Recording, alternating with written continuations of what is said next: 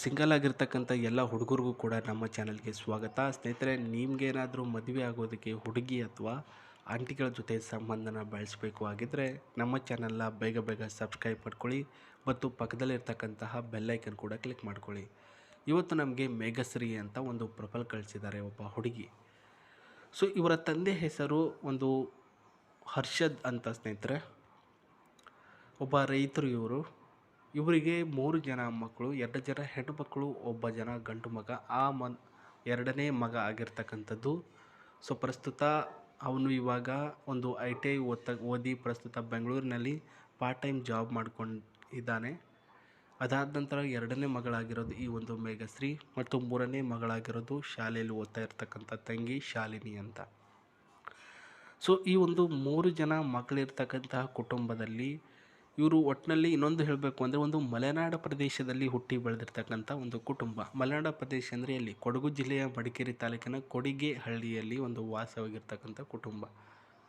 ಈಕೆ ನೋಡೋದಕ್ಕೆ ಸ್ವಲ್ಪ ಕಂದು ಬಣ್ಣದ ಮೈಕಟ್ಟು ಮತ್ತು ಹೈಟು 5.2 ಅಡಿ ಹೈಟ್ ಇದ್ದಾರೆ.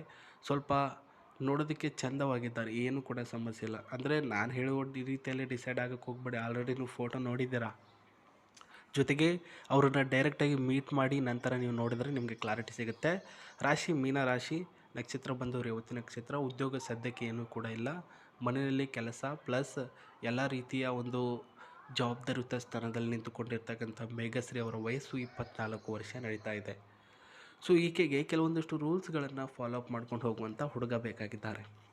ಕಾಮನಾಗಿ ಹುಡುಗ ಬಂದ ನೋಡ್ದೆ ಹೋದ ಬೇಡ, ಮನಸ್ಪೂರ್ವಕವಾಗಿ ನನ್ನ ರೂಲ್ಸ್ಗಳನ್ನು ಫಾಲೋ ಅಪ್ ಮಾಡ್ಕೊಂಡು ಹೋಗ್ಬೇಕಲ್ಲ ಅವನು.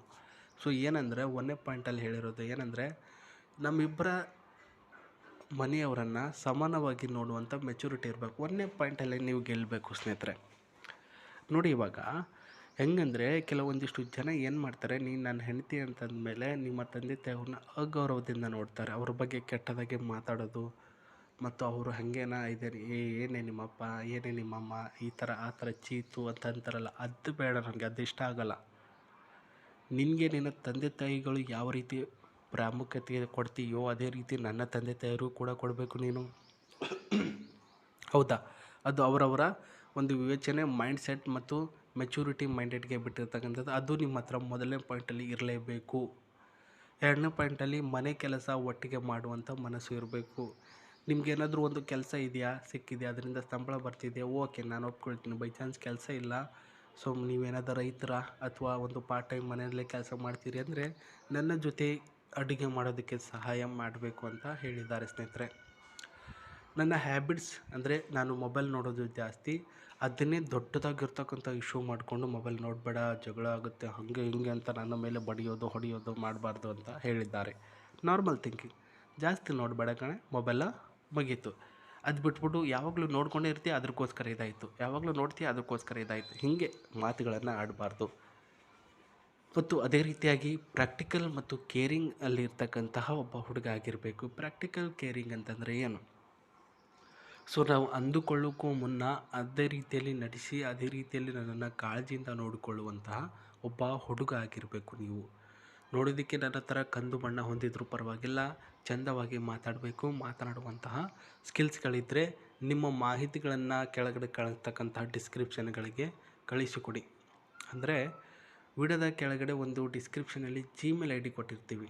Gmail ID ಬಂದುಬಿಟ್ಟು ನೀವೇನಾದರೂ ನಿಮ್ಮ ಮಾಹಿತಿಗಳನ್ನು ಕಳಿಸೋದಕ್ಕೆ ಅದು ಬ್ರೋಕರ್ ಅವ್ರಿಗೆ ಹೋಗುತ್ತೆ. ನಂತರ ಬ್ರೋಕರ್ ಅವರು ನಿಮ್ಮ ಮಾಹಿತಿಗಳನ್ನು ವೆರಿಫೈಡ್ ಮಾಡಿ ಆ ಒಂದು ಹುಡುಗಿಗೆ ಶೇರ್ ಮಾಡ್ತಾರೆ. ಶೇರ್ ಮಾಡಿ, ನೋಡಿ ಮೇಡಮ್, ಈ ರೀತಿ ಒಂದು ಪ್ರೊಫೈಲ್ ಬಂದಿದೆ, ನಿಮಗೆ ಇಷ್ಟ ಆಗುತ್ತಾ ಅಂತ ಕೇಳ್ತಾರೆ. ಆಕೆ ನಿಮ್ಮ ಫೋಟೋ, ನಿಮ್ಮ ಬಯೋಡಾಟಾ ಮತ್ತು ಆಕೆ ಹೇಳಿರ್ತಕ್ಕಂಥ ರೂಲ್ಸ್ಗಳು ಏನೇನಿರುತ್ತೆ ಅದನ್ನೆಲ್ಲನೂ ಕೂಡ ಫಾಲೋ ಮಾಡಿದ್ದೀರಾ ಇಲ್ವಾ ಅಂತ ಕೇಳ್ತಾಳೆ. ನಂತರ ಅವ್ರ ಕಡೆಯಿಂದ ಕೂಡ ಓಕೆ ಆದರೆ ಡೈರೆಕ್ಟಾಗಿ ನಿಮಗೆ ಕಾಲ್ ಮಾಡ್ತಾರೆ, ನಿಮ್ಮನ್ನು ಕರೆಸ್ಕೊಳ್ತಾರೆ. ಒಂದಿನ ಮಾತಾಡ್ತಾರೆ, 2ನೇ ದಿನ ಮೀಟ್ ಆಗ್ತಾರೆ, 3ನೇ ದಿನ ಫಿಕ್ಸ್ ಆಗುತ್ತೆ. ಈ ರೀತಿ ಪ್ರೊಸೆಸಿಂಗ್ ನಡೆಯುತ್ತೆ.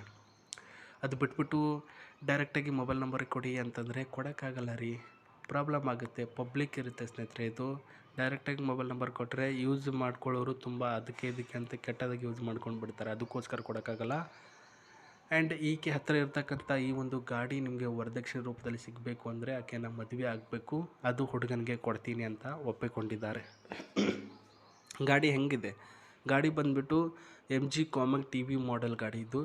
ಇದರ ಇಂಜಿನ್ ಬಂದು electrical motor engine. Top speed ಬಂದುಬಿಟ್ಟು 100 ಕಿಲೋಮೀಟರ್ ಟಾಪ್ ಸ್ಪೀಡು. ಮತ್ತು ಇದರ ರೇಂಜ್ ಬಂದು 200 ರೇಂಜ್ ಇದೆ ಮತ್ತು 300 ಪರ್ ಕಿಲೋಮೀಟರ್ ರೇಂಜ್ ಇದೆ ಸ್ನೇಹಿತರೆ. ತುಂಬ ಅಂದರೆ ತುಂಬ ಚೆನ್ನಾಗಿರ್ತಕ್ಕಂತಹ ಒಂದು ಬ್ಲೂ ಕಲರ್ ಗಾಡಿ. ಮತ್ತು ಒಳಗಡೆ 5 seat micro EV. Very compact and easy parking ಮಾಡ್ತಕ್ಕಂಥ ಈ ಒಂದು ಕಾರು ನಿಮಗೆ ಸಿಗ್ತಕ್ಕಂಥದ್ದು.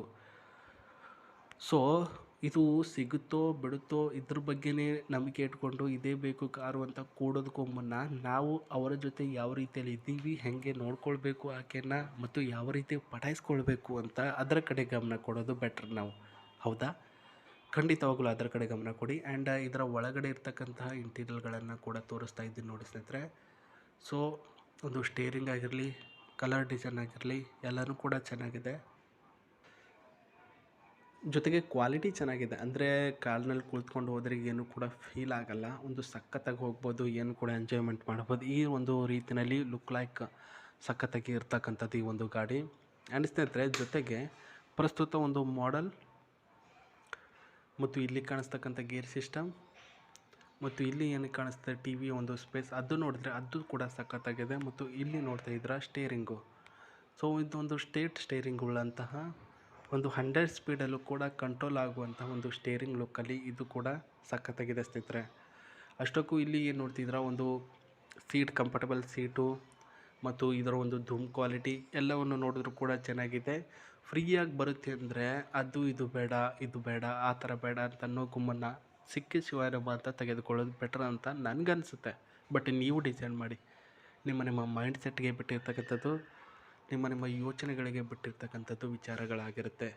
ಸೊ ಇದು ನಾನು ನಿಮಗೆ ತಿಳಿಸ್ತಕ್ಕಂತಹ ಒಂದು ಪ್ರೊಫೈಲು. ಮತ್ತೆ ನಾನು ನಿಮಗೆ ಸಿಗ್ತೀನಿ. ನಮಸ್ತೆ, ಬಾಯ್.